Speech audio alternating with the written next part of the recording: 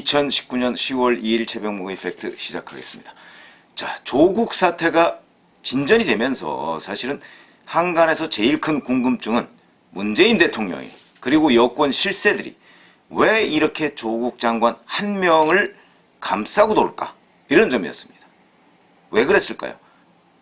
저는 사실 그 부분에 관해서 여러 찌라시 같은 정보들을 많이 들었습니다만 그걸 근거가 별로 없기 때문에 전달할 수가 없었고요. 다만 가서 무슨 대선 자금 모금설이나 이렇게 좀 밑도 끝도 없는 그런 얘기들이 많이 있었습니다. 거기에 여러 사람이 연루됐기 때문이다 이런 얘기도 있었고요. 그런데 자, 그 단초가 하나 나왔습니다. 이건 그러니까 무슨 근거를 가지고 있는 얘기로 보입니다. 일단 바로 참여연대 전 집행위원장이죠. 김경률 씨. 이 사람은 금융분석센터장입니다. 참여연대에서 여러 가지 금융 문제와 관련한 그 논평들, 주장들이 많이 나왔었는데 그걸 총괄하는 사람입니다. 이 사람이 방송에 나와서 한 얘기인데 그게 꽤 흥미롭습니다. 우선 이게 권력형 비리로 발전할 가능성이 매우 높다 이렇게 얘기를 했습니다. 자, 그걸 말씀드리면 우선 이걸 분석한 사람들은 경제금융센터 소장인 김경률 씨, 이 양반은 저 공인의 계사입니다. 공인의 계사니까 그냥 일반 사람들이 이러쿵저러쿵 얘기하는 거하고는 완전히 다르는 거고요. 공인의 계사는 회계감사를 하죠. 그러니까 이 돈의 흐름 이런 것들에 대해서 파악하고 분석하는 능력이 있는 사람입니다. 그런데 본인이 그 경제금융센터의 연구원들하고 경제학 박사들하고 경제학 교수들하고 이런 사람들하고 몇 날 며칠을 분석을 했다. 왜 그랬냐? 바로 이 문제가 권력형 범죄로 비화할 가능성이 있다고 봤기 때문이다. 그래서 수일에 걸쳐서 밤샘을 했다. 이렇게 얘기를 했습니다. 그리고 어떤 언론기관이 가지고 있는 그 정보보다 더 많은 걸 확보했다고도 얘기를 했고요. 그러다 보니까 이제 이 뭐라고 했냐면 자기들이 분석한 결과는 굉장히 심각한 수준이다 라고 얘기를 했고 더 크게 발전할 수 있다. 사실로 판단하기에 충분한 증거가 있다. 이런 얘기를 했습니다. 그러면 이 사람들은 뭘 가지고 분석을 했을까요? 그냥 떠도는 얘기? 그거 아닙니다. 자, 우선 법인 등기부등본 이걸 가지고 분석을 한 거죠. 여기에 누가 올라 있느냐, 누가 주주로 있느냐 이런 것들이 굉장히 중요한 문제입니다. 자, 법인 등기부등본 기억나시죠? 정경심 교수가 바로 코링크 사모펀드에 종잣돈을 댔고 그것을 사실은 종잣돈을 본인이 직접 투자한 게 아니고 조국 장관의 조카를 통해서 또는 본인의 남동생을 통해서 투자를 한 것으로 되어 있습니다. 그리고 주식을 소유하고 있는 것으로 주주 명부에도 있는 것으로 되어 있습니다. 거기다가 코링크 사모펀드가 투자한 회사 있죠? WFM. WFM에서 최근까지 월 200만 원씩 1,400만 원을 받은 것으로 되어 있는데 본인은 자문료라고 주장하지만 실제 코링크 사모펀드 관계자들이나 이런 사람들 얘기를 들어보면 자문한 건 없고 왜 그러냐면 이 WFM이 원래는 영어 교재 관련한 회사입니다. 근데 영어 교재 관련할 때 정경심 교수는 영문학 교수니까 충분히 자문을 해줄 수 있고 돈도 받을 수 있는데 사실은 이 코링크 사모펀드가 WFM을 인수한 이후부터는 2차 전지 부문으로 업종을 확대합니다. 2차 전지에 대해서 정경심 교수가 뭘 알겠습니까? 그러니까 이 자문료라고 주장하는 이 돈이 자문료가 아닌 다른 성격일 가능성이 매우 높다고 검찰은 보고 있는 겁니다. 그런데 바로 참여연대의 경제금융센터장도 그와 비슷한 것으로 이해하고 있는 것 아닌가. 더 자세히 얘기는 안 하는데 그런 것 아닌가. 그래서 법인 등기부등본 이거를 분석을 했고 그 다음에 이 부분이 중요합니다. 전자공시 시스템. 이거는 WFM이 상장을 하려고 WFM은 상장회사입니다. 그런데 익성이라는 자동차 부품업체가 있는데 익성은 상장을 못했습니다. 그래서 익성을 상장하기 위해서 WFM을 이용하려고 했던 것 아니냐 하는 의혹 하나. 그 다음에 두 번째는 WFM이나 이런 걸 이용해서 주가 조작을 하려고 했던 것이 아니냐. 그래서 심지어는 어디 중국 정부 어디와 또는 거기에 무슨 유한공사 뭐와 계약을 체결했다 뭐 이런 거를 공시를 합니다. 아마 그런 걸 들여다봤을 가능성이 있다. 그걸 보면 공시를 하고 나서 주가가 뛰면 뭐 어떤 또 조치를 취하고 뭐 팔든가 뭐 딴 데로 옮기든가 뭐 이렇게 하는 거. 이게 전형적인 작전입니다. 이 작전에 개입했을 가능성? 저도 몇 차례 말씀을 드린 적이 있었죠. 아마 이 참여연대 경제금융센터에서도 전자공시 시스템을 통해서 그 문제를 들여다본 것 아닌가. 그러니까 만약에 이게 작전 세력이었다면, 이 작전을 왜 했는가 하는 걸 검찰이 수사하지 않겠습니까? 그러면 이제 뭐 심지어 한간에 진짜 소문대로 뭐 대선 자금을 모금하기 위해서 만들기 위해서 했다든지 뭐 이런 게 나올 수 있죠. 이것처럼 큰 권력형 비리가 어디 있습니까? 그러니까 아마 거기까지도 염두에 두지 않았나.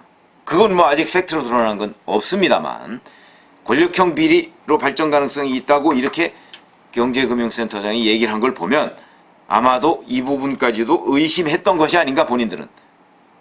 그 다음에 또 하나는 유료화된 신용정보를 활용했다고 했습니다. 유료화된 신용정보. 이건 일반 찌라시가 아닙니다. 신용정보 회사에서 돈을 받고 정식으로 그 투자자들이나 또는 이런 곳에 공급하는 그런 정보를 담은. 그러니까 이거는 일반 뭐 증시 관련 루머 뭐 이런 거하고는 완전히 다른 수준의 것입니다. 이것들을 종합적으로 참고해서 자기들이 이런 결론을 내렸다. 그래서 제가 사실은 유튜브 중에 참여연대의 역주행이라는 제목 아래 한번 유튜브를 한 적이 있습니다. 무슨 얘기냐면 조국 사태가 일파만파로 번지고 있는데도 참여연대는 다른 경제 문제와 또는 이런 데 관련해서는 시시콜콜 다 논평과 주장을 하면서 조국 사태와 관련해서는 단 한마디도 주장하지 않고 있다. 그거는 조국이라는 사람이 바로 참여연대에 활동을 했기 때문이다. 그것이 아닌가. 이렇게 얘기해가면서 참여연대의 역주행을 비판한 적이 있는데 바로 이 김경률 경제금융센터 소장은 무슨 얘기를 하냐면 아니 우리가 조국 장관의 사퇴를 주장하진 못할지라도 이제 팔은 안으로 굽는다고. 그러나 조국 장관의 그 이상한 행태, 수상한 행태에 대해서는 비판을 해야 되는 것 아니냐. 그러니까 사퇴를 주장하는 것까지는 내가 요구하지 않을 테니까 자, 참여연대가 이렇게 분석한 결과 조국 장관이 관여한 것으로 의심되는 또는 조국 장관의 부인이 주주 명부에 올라있고 또는 관여한 것으로 매우 확실시되는 이런 문제에 대한 논평을 하자.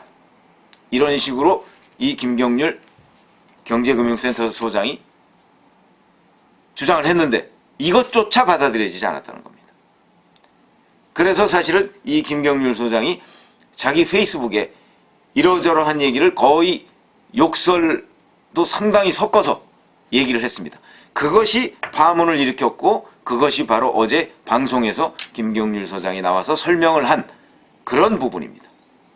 그런데 어제 그 방송이 MBC였는데 그 MBC 진행자가 계속해서 제동을 거는 듯한 얘기를 합니다. 김경률 소장이 이런 얘기를 하니까 아니 그런 식으로 단정적으로 얘기해서 되겠느냐. 뭐 충분한 증거 운운하고 뭐 권력형 비리 운운하고 뭐 그래서 제동을 거니까 김경률 소장은 그 부분에 관해서 아니다.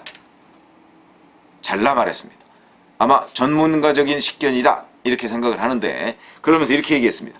만약에 우리가 잘못된 것을 분석해서 얘기를 한다면 그렇지 않아도 보수 언론이라는 데서 건건이 우리를 비판하고 있는데 가만두겠냐. 그렇기 때문에 우리는 자기 검열이 체화된 집단이고 그 다음에 엄격한 검증을 거치고 있는 집단이다. 이렇게 얘기를 했습니다. 무슨 얘기냐면 자기들이 설령 잘못된 주장을 폈을 경우 언론기관에서 참여연대가 결국은 무슨 대기업 잡으려고 뭐 허위사실 퍼뜨리고 있다라든지 허위 분석 또는 잘못된 분석 또는 전문성이 결여된 분석을 내놓고 있다. 이런 공격을 할 것이기 때문에 그런 공격에 대비해서 무엇인가 주장을 하거나 분석 보고서를 낼 때 자기 검증 또는 자기 검열 스스로 한 번 더 되돌아본다 이런 뜻입니다. 그런 것이 체화된, 그런 것이 과거로부터 쭉 자기네들 몸속의 DNA처럼 있다. 이런 얘기입니다. 그렇기 때문에 무슨 얘기냐면, 그렇기 때문에 자기가 지금 한 말에 대해서 충분히 책임질 수 있다. 이런 자신감의 표현이라고 봅니다. 그렇다면 이 김경률 소장이 얘기한 권력형 범죄로 비화할 가능성이 있다 하는 부분, 그거는 첫 번째, 제가 이 사람의 주장을 근거로 해서 추정을 해보자면 주가 조작에 관여했을 가능성, 그게 매우 높다는 것이고, 그 다음에 혹시 이 문제로 해서 또 비자금 같은 걸 만들려고 했을 가능성, 그런 것도 들여다봤을 것으로 보입니다. 왜 그러냐면 비자금이라는 건 결국 거액의 자금을 모아서 어디엔가 쓸 것인데, 한간에는 대선 자금을 만들기 위해 했던 것 아니냐, 뭐 이런 얘기도 있습니다. 자, 그러면 그 부분에 관해서 대선 자금설 뭐 이런 거에 관해서는 제가 확실한 근거를 가지고 있지 않다고 말씀을 드렸죠. 그러나 한간에 그냥 소문이 그렇다는 겁니다. 그러면 여기서 이제 문재인 대통령과 여권 실세들이 왜 이렇게 조국 장관을 감싸고 돌까? 일단의 실마리가 풀리는 것 아닌가. 바로 권력형 범죄일 가능성을 적어도 문재인 대통령과 여권 실세들은 잘 알고 있을 것입니다. 왜 그러냐면 조국 장관 문제에 대해서 제일 잘 아는 사람은 조국 본인이고, 근데 이 사람은 지금 거의 뭐 기억이 나지 않는다, 뭐 관여 안 했다 그러면서 뭐 거의 모르쇠로 일관하고 있죠. 그런데 제일 잘 알 것입니다. 이 사람이 제일 잘 아는 게 조국 장관이고, 아마 그 다음 정도로 잘 아는 사람은 저는 문재인 대통령이라고 봅니다. 왜 그러냐면 청와대에서 이거 알아보지 않았겠습니까? 조국 장관을 계속 밀고 갔을 경우, 또는 어디까지가 검찰 수사에서 드러날 것이고 어디까지를 우리가 감춰야 된다 라는 부분 청와대에서 틀림없이 민정수석실에서 분석을 했을 것입니다. 이거 분석 안 했다 그러면 제대로 된 참모가 아니죠. 그러니까 어디까지를 적어도 덮어둘 수가 있다고 생각을 했기 때문에 계속 밀고 나가는 것이 아닌가, 이렇게 추정을 해볼 수가 있고, 그 상황에서 이건 좀 위험한데 라고 해서 문 대통령의 1, 2차 윤석열 검찰총장에 대한 경고가 나오지 않았나. 더 이상 들어가지 마라, 이런 것이죠. 더 이상 들어가면 뭐가 나올 것이다. 아마도 이런 청와대의 분석을 근거로 해서 저는 문재인 대통령의 1, 2차 경고가 나왔다고 봅니다. 그렇다면 제일 잘 아는 사람 조국 장관, 그 다음 정도로 잘 아는 사람 청와대일 텐데, 청와대는 계속해서 지금 조국 장관을 감싸고 있습니다. 그 감싸고 있는 이유는 뭔가를 알고 있기 때문이 아니냐 하는 추정을 해볼 수가 있겠죠. 이거는 이 김경률 경제금융센터 소장이 자기들이 정말 전문가들과 수일에 걸쳐서 밤샘을 해가면서 분석한 결과를 가지고 이 얘기를 한 것이고, 그렇기 때문에 저희가 저 정도면, 저도 뭐 이걸 100% 믿는 건 아니지만 저 정도면 일단 믿을 수 있다는 정도로 신뢰를 줄 수 있다, 그런 거 아니겠습니까? 그렇기 때문에 바로 이 김경률 소장의 주장이 지금 파장을 일으키고 있는 것이고, 그 파장은 결국 문재인 대통령이 조국 장관을 감싸는 이유, 조국 수호라고 하는 그 이유가 바로 이거였어? 하는 우리의 짐작 또는 예상, 이런 것이 나오는 겁니다. 왜 이렇게 여권과 여권의 핵심 실세들이 조국 수호를 외치고 있을까? 저는 그 일단 빙산의 일각이 이번에 김경률 소장의 발언을 통해서 드러난 것이 아닌가.